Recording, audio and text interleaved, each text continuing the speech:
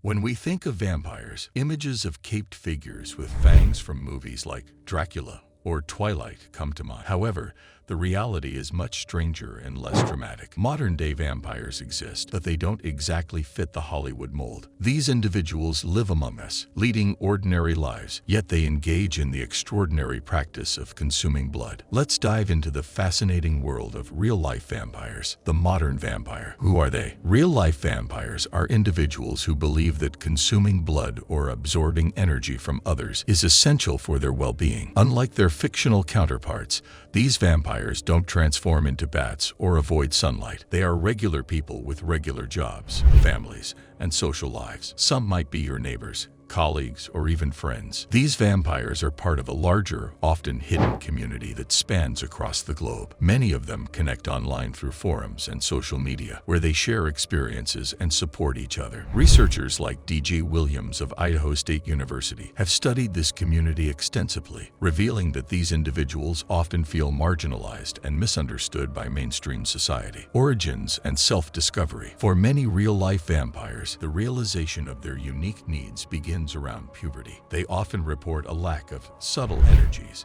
that most people produce naturally. This deficiency leads them to seek out alternative sources of energy, which for some includes blood. This process of self-discovery can be both confusing and isolating. Many vampires describe a sense of relief and validation when they finally understand their needs and find others like them. This period of self-discovery is crucial, as it helps them navigate their identity and integrate their vampiric needs into their daily lives. The journey is often marked by a search for understanding and acceptance, both within themselves and from the wider community. Over time, many real-life vampires learn to balance their unique needs with their daily responsibilities, creating a harmonious life that incorporates their vampiric identity without overshadowing their other roles. The vampire community. There are vampire communities around the world, with notable ones in New Orleans and Buffalo. These communities provide a support network for vampires, allowing them to share experiences and find willing blood donors. Safe bloodletting rituals are a common practice within these groups. These rituals are conducted with utmost care and hygiene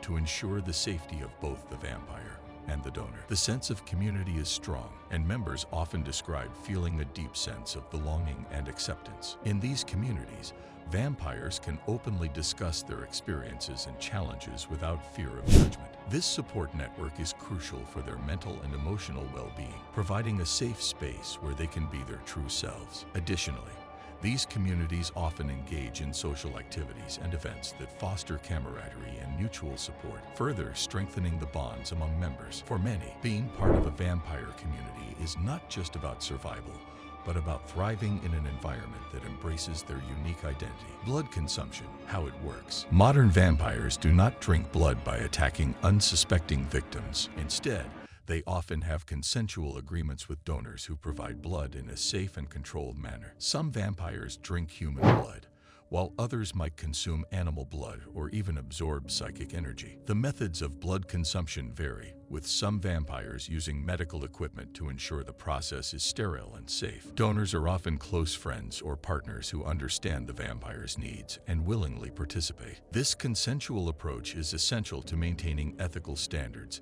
and ensuring the well-being of both parties. The act of consuming blood is seen as a deeply personal and intimate experience, often strengthening the bond between the vampire and their donor. Misconceptions and stigmas.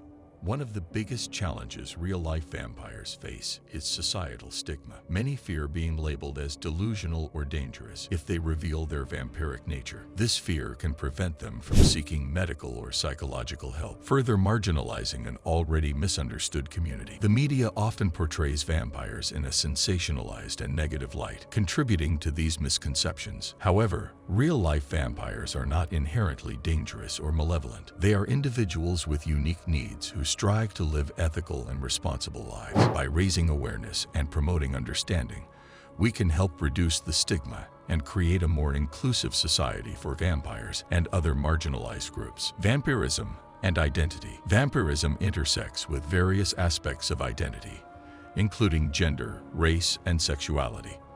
The vampire community is diverse, encompassing people from all walks of life. This diversity highlights the complexity and multidimensional nature of vampiric identity.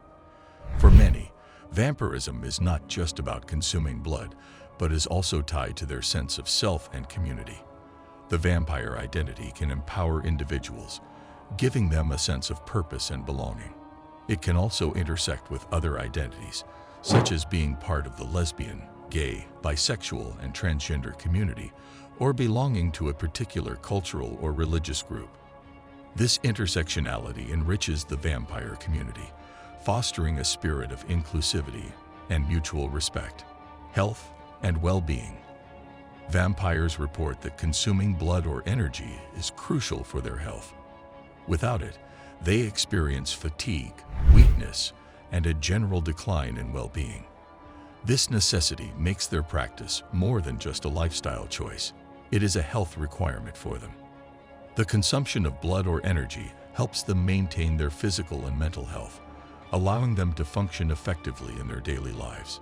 Some vampires have shared that regular feeding helps them manage chronic conditions and improves their overall quality of life. Understanding and respecting these needs is essential for providing appropriate support and care for vampires, both within their communities and in the broader healthcare system. Legal and ethical issues. The legality and ethics of blood consumption are complex. While consensual blood donation between adults is legal in many places, the act can still raise eyebrows and concerns about safety and consent. Vampire communities often have strict guidelines to ensure ethical practices. These guidelines emphasize the importance of informed consent, hygiene, and the well-being of all parties involved. Legal issues can arise if blood consumption is not conducted in a safe and consensual manner, leading to potential legal repercussions for those involved.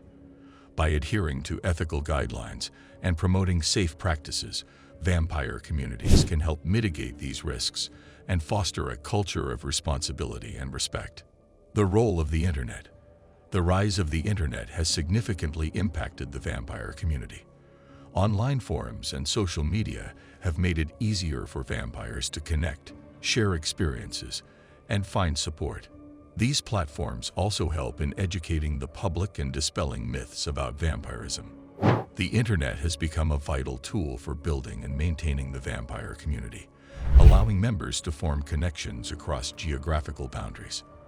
Online spaces provide a safe environment where vampires can discuss their experiences openly and seek advice from others. This connectivity has strengthened the sense of community and helped vampires navigate the challenges they face in a world that often misunderstands them. That's all for today's video.